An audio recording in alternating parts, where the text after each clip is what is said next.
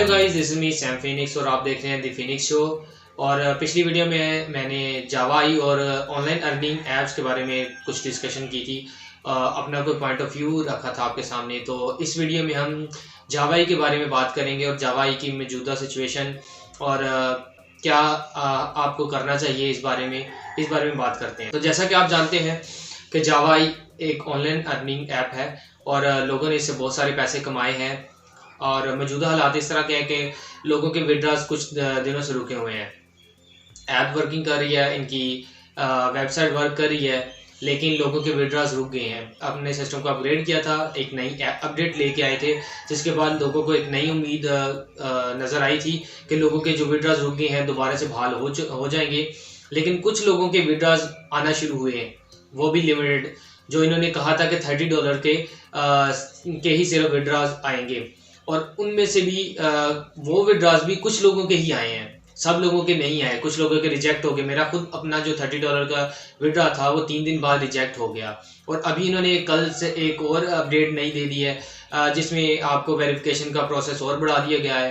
पहले उन्होंने सिर्फ हर एक इंडिविजुअल को कहा था कि अपनी आइडेंटिटी वेरीफाई कराएं, आईडी कार्ड की तस्वीरें और $30 का डिपॉजिट कराएं। अभी इन्होंने उस प्रोसेस को मज़ीद बढ़ा दिया है। और 2 दिन पहले एक और भी न्यूज़ थी कि आप सिर्फ जो इन्होंने $30 रिचार्ज किया है वो सिर्फ $10 का रिचार्ज ले सकते हैं, और वो भी 2 से 36 आवर्स में।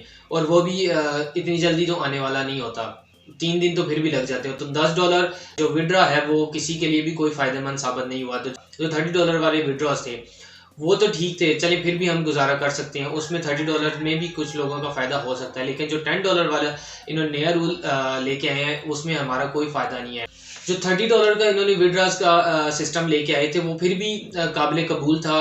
कहीं ना कहीं लोगों की आमदन जो उसमें इकट्ठी हुई है कहीं ना कहीं निकलती रहेगी।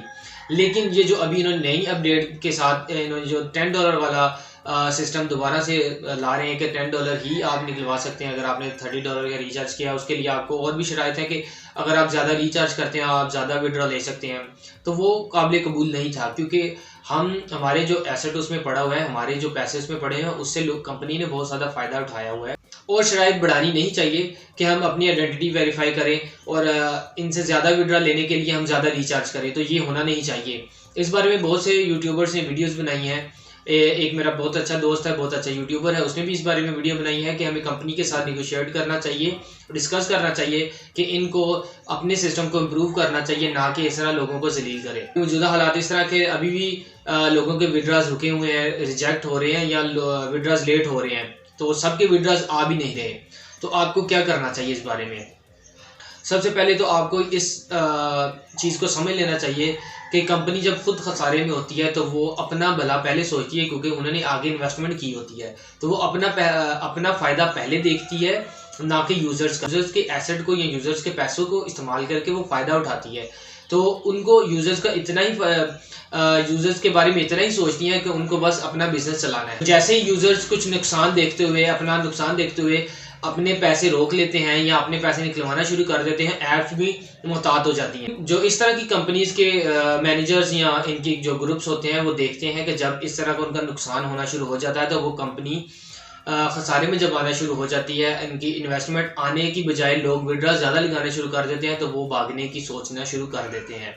क्योंकि जब भी ऑनलाइन ऐप्स आती हैं तो वो किसी के साथ कॉन्ट्रैक्ट नहीं करती, उनको कोई भी प्रूफ नहीं देती कि हम साल रहेंगे 2 साल रहेंगे, वो कोई भी इस बारे में कॉन्ट्रैक्ट नहीं करती। हाँ, वो इस बारे में ज़रूर बताती है कि हमारे फ्यूचर्स प्लान है, अगर कंपनी स्टेबल रहती है, कंपनी वर्क करती है तो हम आपको और भी फ़ायदे देंगे।